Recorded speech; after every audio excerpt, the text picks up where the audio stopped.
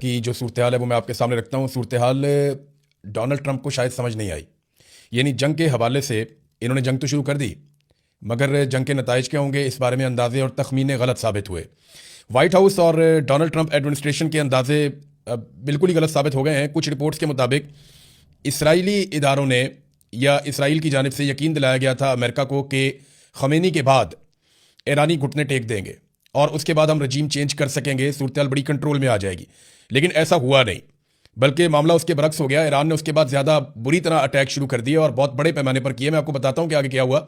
America का बहुत बड़ा जंगी नुकसान हो गया है और ये अमरीकी तारीख के अंदर बदतरीन टाइम चल रहा है। अगर आप ये देखें, ताकत का मुवाजना करें तो इस नुक्ता नज़र से अमेरिका कोई रशिया के साथ या चाइना के साथ नहीं लड़ रहा या कोई बहुत बड़ी ताकत के साथ नहीं लड़ रहा। ना उसकी लड़ाई इस वक्त कोरिया के साथ है।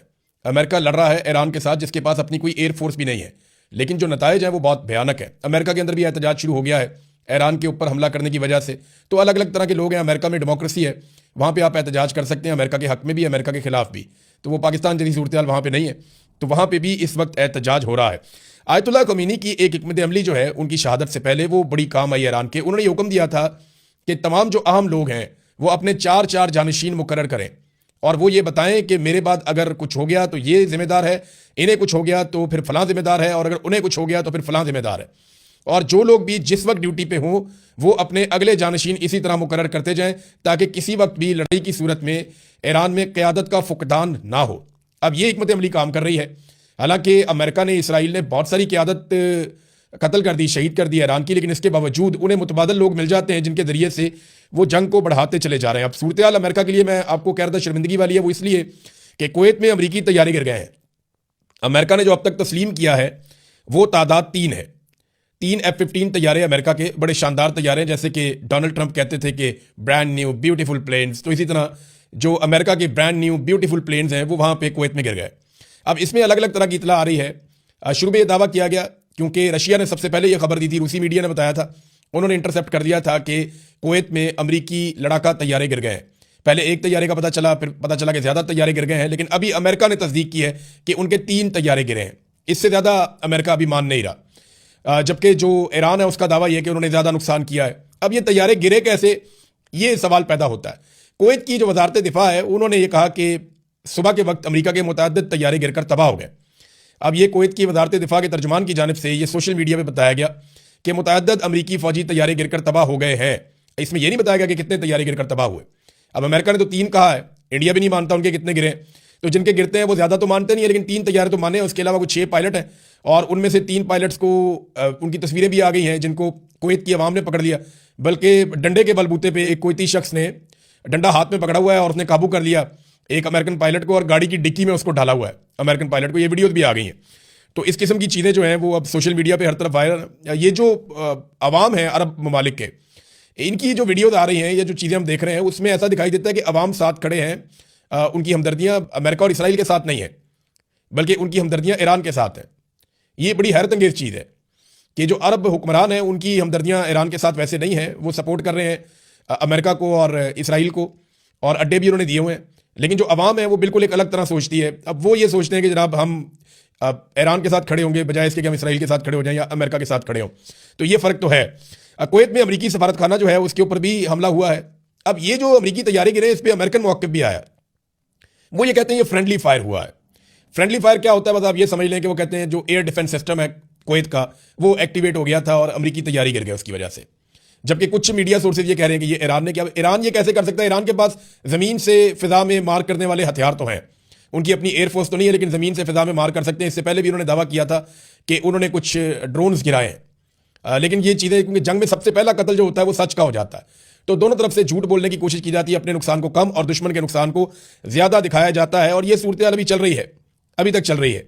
नाज़रीन, मैंने जैसा कि कहा कि अमेरिका के अंदाजे गलत साबित हो गए, उसका एक वाज़ेह सबूत यह है कि अमेरिका से कोई मुज़ाकरात नहीं होंगे, ये ईरान ने कह दिया है। देखिए, ईरान के ऊपर बड़े खौफनाक हमले हो रहे हैं।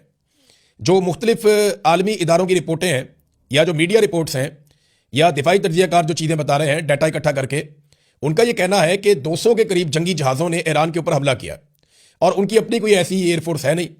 अब ईरान के ऊपर 200 के करीब जंगी जहाज़ों ने हमला किया, इसराइल के और अमेरिका के, और ये हथियारों से लैस थे। 31 सूबों में से 24 सूबों के ऊपर अटैक किया गया और लगभग 1000 मकामात पे अटैक किया, 1000 हमले किए गए और बहुत बड़े हमले किए गए। इनमें सिविलियन कैजुअलिटीज बहुत बड़ी तादाद में हुई हैं। ईरान में बहुत सारे लोग शहीद हुए हैं, बहुत सारे लोग जख्मी हुए हैं, लेकिन आलमी मीडिया वैसे रिपोर्ट नहीं कर रहा। लेकिन जो ईरान की जवाबी कार्रवाई है वो हर तरफ रिपोर्ट हो रही है। अब ऐसे में जब ईरान के ऊपर इतने शदीद और ताबड़तोड़ हमले हो रहे हैं और दुनिया के बाकी ममालिक भी इसके अंदर शामिल होना चाहते हैं, जर्मनी, फ्रांस और बरतानिया के भी बयानात आ चुके हैं, खलीजी ममालिक इकट्ठे हो गए, उन्होंने कहा जी कि हम भी वापस ईरान के ऊपर अटैक करेंगे क्योंकि ईरान हमारे मुल्क के अंदर अमरीकी अड्डों को निशाना बना रहा है। तो ऐसी सूरत हाल में ईरान को मुज़ाकरात की तरफ जाना चाहिए था, लेकिन अंदाजे गलत साबित हो गए। ईरान ने मुज़ाकरात की पेशकश ही मुस्तरद कर दी। यानी डोनाल्ड ट्रंप मुज़ाकरात की तरफ जाना चाहते हैं, ईरान अब मुज़ाकरात की तरफ नहीं जाना चाहता। बल्कि ईरान की वज़ारत दिफा ने एक स्टेटमेंट जारी किया था जिसमें उन्होंने कहा कि अब यह फैसला हम करेंगे कि जंग कब खत्म होनी है, क्योंकि जंग का आगाज अमेरिका और इसराइल ने खुद किया था। और आयतुल्लाह खमीनी की शहादत के बाद ईरानियों के जज्बात अब किसी और लेवल पे हैं। अब ये ईरान की कौमी सलामती कौंसिल के सेक्रेटरी अली लारंजानी ने अमेरिका के साथ मुज़ाकरात की खबरों की सख्ती से तरदीद करते हुए कहा कि ईरान वाशिंगटन से कोई बातचीत नहीं करेगा। यानी ये अब एक तरफ डोनाल्ड ट्रंप कहते हैं जी बातचीत कर लेते हैं, आ जाओ जौहरी तनाज़े के ऊपर बैठ जाते हैं, हम बातचीत करते हैं, लेकिन वो कह रहे हैं जी हम बात नहीं करते। और देखें अमेरिका की फ्रस्ट्रेशन बढ़ती जाएगी। मैंने आपको पहले दिन कहा था कि डोनाल्ड ट्रंप को ये सारा कुछ जल्दी रैप अप करना पड़ेगा, वो लंबी लड़ाई का मुतहम्मिल नहीं हो सकता। इससे खलीजी ममालिक का और अमेरिका के इत्तेहादियों का बहुत नुकसान होगा। नुकसान का मैं आपको थोड़ा सा बता देता हूं कि पूरी दुनिया की जो स्टॉक मार्केट है उसमें भूचाल आ गया है। लोगों के अरबों डॉलर डूब गए हैं इस जंग की वजह से। तेल की कीमतें आलमी मंडी में लगातार बढ़ना शुरू हो गई हैं, 10% इजाफा हो गया है गुज़िश्ता 24 घंटों में तेल की कीमतों में, और मजीद 20 से 25% इजाफा हो सकता है। जो यूरोपियन गैस है उसकी कीमतों में 28% इजाफा हो गया है 24 घंटे के अंदर। और वजह यह है कि गैस की सप्लाई जो खलीजी ममालिक है वहां से बंद हो गई है, और 3 जो बहरी जहाज हैं उनके ऊपर अटैक हुआ है आबनाए हरमज में। और इसके अलावा जो 150 के करीब टैंकर्स हैं जो ऑयल लेकर जाते हैं पानियों में, वो खलीजी पानियों के अंदर साहिलों के ऊपर वो लंगरअंदाज हैं, वो इंतजार कर रहे हैं कि हमें मौका मिले तो हम ट्रैवल करें, जबकि ईरान ने आबनाए हरमज को बंद किया हुआ है। अब ये सारी चीजें ना खलीजी ममालिक बर्दाश्त नहीं करेंगे और आलमी मंडी के अंदर भूचाल आएगा, कारोबार को बहुत नुकसान पहुंचेगा, और जो माली नुकसान है अमेरिका का, यूरोप का, वो बढ़ता जाएगा, हत्ता कि खलीजी ममालिक का भी। ये आबनाए हरमज क्या है, जरा ये आप तस्वीर देखिए, आपको यहां समझ आ जाएगी। ये आपको समंदर नजर आ रहा है, एक तो खुला पानी है और उसके साथ ये ईरान के और सऊदी अरब के बीच में एक बिल्कुल पतला पानी की एक लाइन है। ये इसका जो कॉर्नर है इसको आबनाए हरमज कहते हैं। यहां पे एक तरफ ये ओमान है और दूसरी तरफ ये ईरान है, और ये वो रास्ता है जो लगभग 35 मील चौड़ा है, बस इतना फासला यहां पे रह जाता है। इसको अगर बंद कर दें तो दुनिया की जो तेल की सप्लाई है उसका 20% खत्म हो जाता है। फिर गैस की सप्लाई इसके अलावा है वो भी खत्म हो जाती है। अब ये कौन कौन से मुल्क मुतासिर होते हैं इससे? इराक, ईरान, सऊदी अरब, बहरीन, कतर, कुवैत और यूएई। ये सारे ममालिक जो हैं इनकी जो पेट्रोलियम की तजारत है वो 90% इनकी रुक जाती है अगर आबनाए हरमज को बंद कर दिया जाए तो ईरान ने दबाव के तहत आबनाए हरमज को बंद कर दिया है और अब वो मिसाइल दाग रहे हैं बहुत तेजी से। आबनाए हरमज की बंदिश से एक दबाव पैदा हो रहा है, अगर ये लड़ाई मजीद बढ़ती है और मजीद जगहों पर इसके असरात चाहते हैं तो तेल की सप्लाई मजीद मुतासिर होगी और दुनिया पूरी के ऊपर इफेक्ट आएगा। ईरान ने जदीद मिसाइल दागना शुरू कर दिए, और ये जो अल्फता मिसाइल है ये बहुत रफ्तार से जाते हैं। इससे पहले जो ईरान ने मिसाइल चलाए वो और तरह का स्टॉक था, और अब वो अपने जदीद तरीन मिसाइल चला रहे हैं। हाइपरसोनिक मिसाइल है उनके पास, बैलिस्टिक मिसाइल है उनके पास, और ये बड़े खौफनाक मिसाइल हैं। इनकी तादाद मैंने आपको कल बताया कि अमेरिका और इसराइल का मानना है कि ये 2-3 हज़ार से लेकर 5 हज़ार तक है। तो ये बहुत बड़ा जखीरा है मिसाइलों का, और ये किसी भी मुल्क को पूरी तरह तबाह करने की सलाहियत रखता है, या उनकी दिफाई सलाहियत को, या बहुत सारी उनकी बिल्डिंगों को, या माली नुक्ता नजर से उनको बहुत बड़ा नुकसान पहुंचाने की सलाहियत रखता है। पूरे शहरों को ये मलियामेट कर सकता है मिसाइलों का इतना बड़ा जखीरा। तो ईरान जो है वो अभी इनको दाग रहा है। ईरान ने अब तक कहां कहां पे अटैक किया है, कितने मुल्क ऐसे हैं जिनकी फैसिलिटीज पे ईरान ने अटैक किया, ये बहुत अहम डाटा है। 11 ममालिक हैं जहां पे अमरीकी, फ्रांसीसी और बरतानवी एसेट्स को या मिलिट्री असासों को ईरान ने निशाना बनाया। इसराइल पे तो वैसे ही अटैक किया हुआ है। सऊदी अरब में, यूएई में, कतर में, कुवैत में, उर्दन में, इराक में, बहरीन में, ओमान में, शाम में, तराबलस यानी साइप्रस, यहाँ पे तराबलस जो है साइप्रस ये बरतानिया की जगह है, तो आप बरतानिया समझे इसको। तो यहाँ पे अभी तक ईरान ने लगातार अटैक किए। ईरान का एक बहुत बड़ा दावा सामने आया क्योंकि अमेरिका ने यह कहा जी उनके 3 फौजी अभी तक मारे गए हैं और काफ़ी सारे जख्मी हुए हैं, लेकिन 3 फौजियों के अमेरिका ने कहा कि 3 फौजी हमारे, जबकि ईरान की तरफ से जो दावा सामने आया वो ये है कि 560 अमरीकी फौजी हमने मार दिए। अब इसमें सच बात क्या है इसके बारे में तो हमें अंदाजा नहीं है, क्योंकि जंग में सबसे पहला कत्ल सच का हो जाता है, और झूठ की बुनियाद के ऊपर प्रोपेगेंडा एक हथियार है ना, प्रोपेगेंडा जंग का, तो उसको सब इस्तेमाल करते हैं। इसी तरह ये लोग भी इस्तेमाल कर रहे हैं। अमेरिका अपना नुकसान छुपाएगा और ईरान जो है वो नुकसान ज्यादा बताएगा। तो 560 फौजी ईरान कह रहा है जनाब के मार दिए गए। अल जजीरा ने एक रिपोर्ट दी है जिसमें अल जजीरा बता रहा है कि कहां कहां पे कितने लोग मारे गए, और ये रिपोर्ट आज सुबह तक की है। और हर सुबह ये रिपोर्ट अब आया करेगी। लबनान के अंदर, इराक के अंदर, ईरान के अंदर, जहां पे जानी नुकसान हुआ है, 555 अफराद ईरान के अंदर सुबह तक जो है वो जाँ बहक हुए हैं। इनमें बच्चियां मासूम स्कूलों की थी। रजा पहलवी को देखिए, ईरानी क्यों तस्लीम करेंगे। मैं एक बात आपको बताता हूं। रजा पहलवी वो ये चाहता है कि वो ईरान पे आकर हुकूमत करे, लेकिन ईरानी उसको तस्लीम नहीं करेंगे। ईरान की कौम किसी और तरफ निकल गई है, वो बहुत पीछे रह गया। रजा पहलवी ने जो ट्वीट किया, जो बयान दिया, उसने कहा कि 3 अमरीकी फौजियों की शहादत के ऊपर मेरा दिल खून के आंसू रो रहा है, ये रजा पहलवी ने कहा।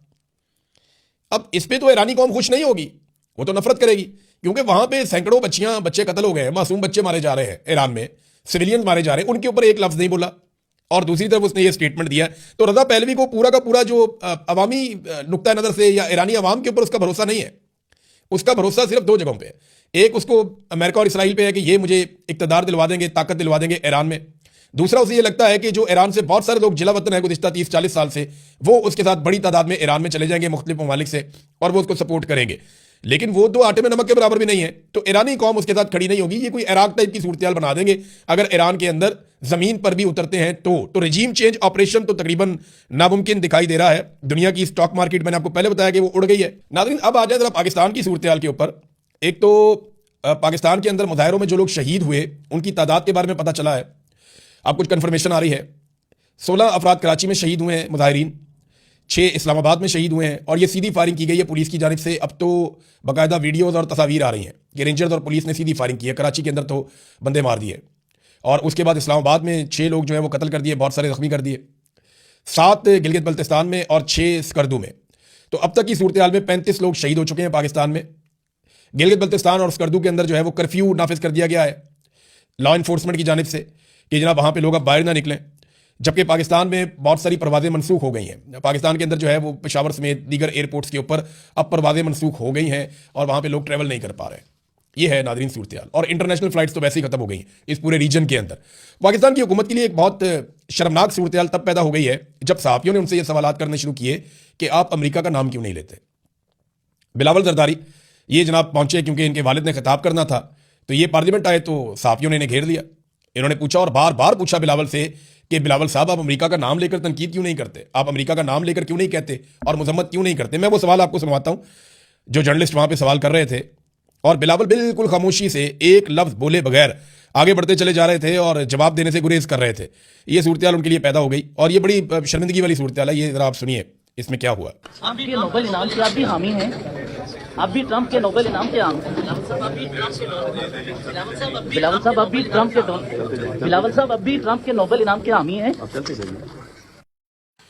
ये जनाब बिलावल से पूछ रहे हैं कि क्या आप अब भी ट्रंप के नोबेल इनाम के हामी हैं, तो बिलावल की आवाज़ नहीं निकल रही, बिल्कुल खामोशी के साथ चलते चले जा रहे हैं। राना सनाउल्लाह से भी ये सवाल हुआ, बिलावल को तो बिल्कुल चुप लग गई, क्योंकि अमेरिका के खिलाफ बोलने का मतलब ये है कि कभी भी इक्तदार में इन्होंने नहीं आना, और ये अमेरिका के भरोसे आएंगे, क्योंकि पब्लिक पे तो इनको भरोसा है नहीं। लेकिन अब PMLN और पीपल्स पार्टी ये अब डोनाल्ड ट्रंप के खिलाफ किसी सूरत नहीं जा पाएंगे। सेनेट के अंदर भी ये मुतालबा हो गया है कि जो अमन का नोबेल इनाम की नामजदगी पाकिस्तान ने सबसे पहले की थी कि डोनाल्ड ट्रंप को अमन का नोबेल इनाम दिया जाए, वो नामजदगी पाकिस्तान वापस ले। और ये मुतालबा पाकिस्तान में जोर पकड़ता जा रहा है। तमाम मुजाहिरीन भी ये कह रहे हैं, तमाम मुखालिफिन भी ये कह रहे हैं, और ईरान जंग के हवाले से लोगों का ये मानना है कि अमेरिका ने अमन व अमान को ख़राब किया है, लिहाजा पाकिस्तान ने जो डोनाल्ड ट्रंप के लिए अमन के नोबेल इनाम के लिए नामजदगी की है वो नामजदगी वापस ले ले। अब बिलावल से बार बार पूछा, लेकिन बिलावल को बिल्कुल चुप लग गई और वो बोलने से बिल्कुल कासिर रहे। राना सनाउल्लाह से पूछा तो उन्होंने कहा जी हमने तो सूरत हाल की मजम्मत कर दी है। देखिए, सूरत हाल की मजम्मत की है, जिम्मेदार की मजम्मत नहीं की कि ये सूरत हाल पैदा किसकी वजह से हुई और कौन इसके लिए जिम्मेदार है। इस पर पाकिस्तान ने किसी किस्म की कोई बात नहीं की। तो नाज़रीन, ये है अब तक की सूरत हाल। एक और खबर है इमरान खान साहब का केस, और इस हवाले से कि उनको अस्पताल में शिफ्ट किया जाए, इस हवाले से कि उनको बेल दी जाए। ये मामला इस्लामाबाद हाई कोर्ट में चल रहे हैं। सुप्रीम कोर्ट ने तो हाथ खड़े कर दिए, और अब कल का दिन बड़ा इंपॉर्टेंट है। मैं अगले वीलॉग में आपको बताऊंगा तफसील से, बाकी खबरों के साथ साथ ये भी कि इस्लामाबाद के अंदर हाई कोर्ट में इमरान खान साहब का केस कल के दिन के लिए लग गया है, और इसमें क्या पेशरफ्त हो सकती है, क्या वाकई इमरान खान साहब को अस्पताल शिफ्ट किया जा सकता है। हाँ, एक और बड़ी खबर जो मैं मिस कर गया, और ये वाकई बहुत बड़ी खबर है कि सऊदी अरब ने एक गिला किया। एक तो अरामको दुनिया की मशहूर तरीन और बहुत बड़ी एक साइट है, रिफाइनरी है, ऑयल रिफाइनरी, सऊदी अरब में आर्जी तौर पर बंद कर दी गई है। उसके ऊपर भी एक अटैक हुआ है, लेकिन ईरान ने यह कहा है कि यह अटैक हमने नहीं किया। दूसरी एक और बात यह है कि सऊदी अरब ने एक गिला किया है अमेरिका से, और यह बहुत बड़ा गिला है। सऊदी अरब ने कहा कि अमेरिका अपने पूरे हथियारों के साथ एयर डिफेंस सिस्टम को इसराइल ले गया, और उसने इसराइल की प्रोटेक्शन की है, और हमें ईरानी मिसाइलों के सामने अकेला छोड़ दिया।